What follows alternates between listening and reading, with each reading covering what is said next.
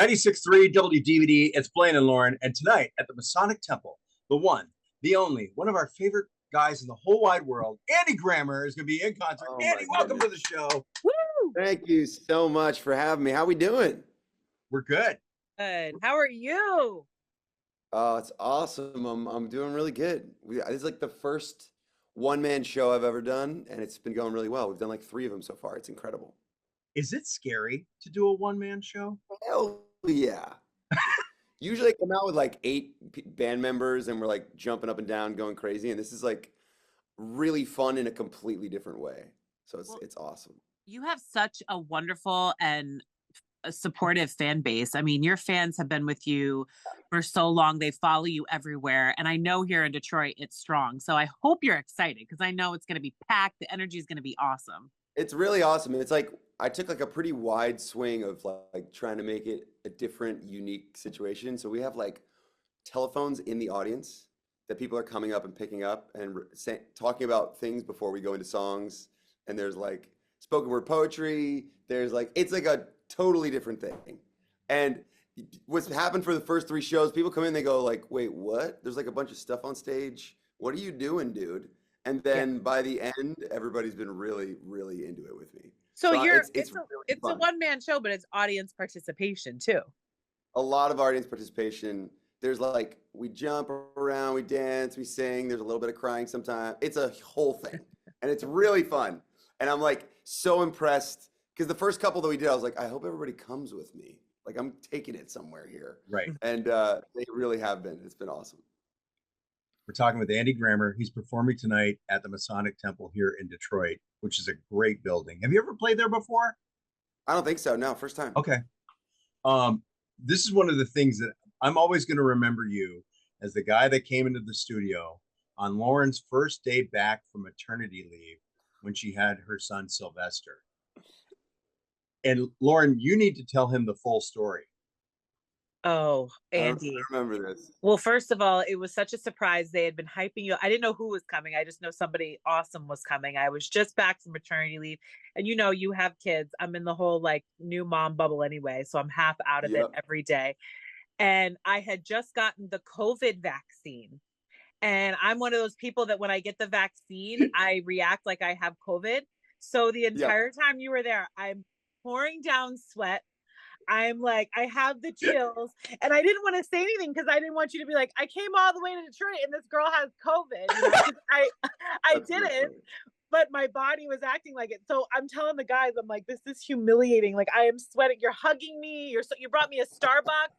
You're so nice, and here I am, like this gross.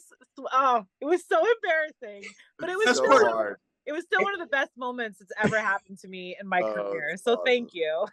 Andy, one of my favorite things about it is like, this is back when we were in our old studio. We're in a new studio now. You may not recognize it. Very pretty. Beautiful. Yeah. Nice. But we were in the old, and the hazmat situation downstairs.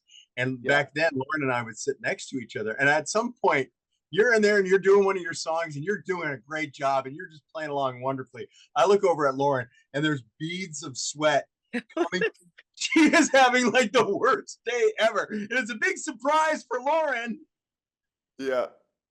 And I know terrible. Since I work with her every day, I know that this is her personal hell.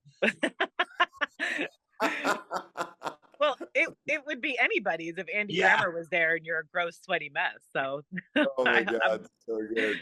I'm glad you only have fond memories. Andy, I do want to ask you though, this one-man show where you got telephones in the audience and stuff up on the stage, and you're doing songs, you're doing spoken word. How did you come up with that concept? Because that's pretty brilliant. Oh, thank you. It's I really just wanted to do. I've seen people do one-man shows before where it's just music, and I'm not super impressed. No, like names, like it's cool, Name 'em. but to me, it's like, okay, if we're gonna go do this, let's take it somewhere really interesting and like rather than just me with my guitar. Okay. I wanted to like kind of create a whole show, and then once I started taking on that challenge, then it starts to come together, and you start seeing like how things could work. And it's a lot of like I don't want to give it away, but like I give out roles to people in the audience for the night, and they like help me get through the night and the show. And it's just, it's really fun. I love to like, I almost like my parties that I have at my house or for my birthday or for anything like that. I like to get everybody together and then make them do like just slightly funny, silly, awkward things so that we all feel more connected by the end of the night. Yeah. And that was kind of my goal with this show. I was like, all right, we're gonna sing hits, we're gonna have fun, but then also I'm gonna take you on like a pretty wild ride that you're gonna be a little bit uncomfortable, and then by the end you'll be like, that was sick. I'm glad we did that. Yeah, Oh, love that. yeah, it's really cool. I And think people have been real. The comments that I've been getting back, like I was not expecting what I saw, and it was really cool. Oh, that's great. That is really good. That's a great concept because I think the idea of you being up there with a guitar or a piano or whatever and doing it alone, that to me would be, stand me someplace out in the middle of everyone completely naked. And I'd rather do that Yeah. than have to like perform solo. That's hard. Yeah. There's ultimately you just want to like you want to make everybody. I love when we all get on the same page, and you can do that either just like when everybody sings together. Like that's the best part of a hit is when you play a song and everybody just sings together and you all feel connected. Or there's other like fun ways to get that same feeling and going after it, swinging for it. It's really fun. how do you feel being back on the road? It's back to school. Like I said before, you have your little I one. know. Like, is it great? Are you feeling mixed emotions? Well, I made sure that I walked them to school the first couple days, which was great.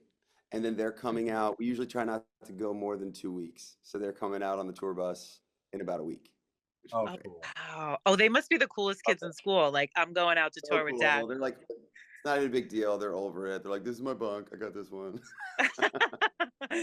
That's awesome. How old are the kids now?